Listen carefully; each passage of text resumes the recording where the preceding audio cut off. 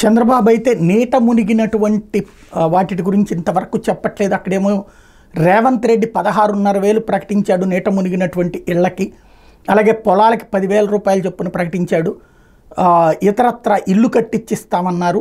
ఆంధ్రప్రదేశ్లో ఓ పక్కన ముందైతే తేడా వచ్చింది. ప్రభుత్వపు యొక్క అసమర్థత అనే కంటే కూడా ప్రభుత్వపు సమాచారం లేకపోవడం వలన ఎదురయ్యి నీట మునిగినటువంటి వాళ్ళకి ఏం చేస్తారు అన్నటువంటిది మాట్లాడుకున్నాం. ఇప్పుడు తాజాగా వరద బాధితులను ఆదుకునేందుకు ప్రభుత్వం ప్రణాళికలు రచిస్తోందని చెప్పి తెలుగుదేశం అనుకూల మీడియాలో అయినటువంటి ఈనాడు ఆంధ్రజ్యోతి రాసిన దాని ప్రకారం చూస్తే రేపో మాపో ఇది ప్రకటించవచ్చు. ఇది జరిగితే సంతోషం.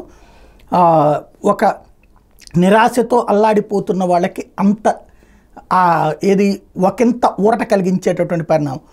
బాగా నీట మునిగిన ఇళ్ళకి 25,000, కొంతవరకు మునిగినటువంటి ఇళ్ళకి 10,000 రూపాయలు సాయం అందించబోతున్నట్టు చెప్తున్నారు. ఆటోలు ట్యాక్సీల రిపేర్లకు 10,000 రూపాయలు, బైకులకు 3,000 రూపాయలు చొప్పున ఇచ్చే అవకాశం ఉందంటున్నారు.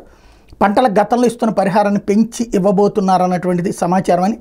కేంద్రం నుంచి ఆర్థిక సాయం మీద క్లారిటీ వచ్చిన తర్వాత ఈ నిర్ణయం చేస్తారన్నట్టుంది. అదే జరిగితే ఒక మంచి నిర్ణయం తీసుకున్నట్టే, సరైనటువంటి నిర్ణయం తీసుకున్నట్టే.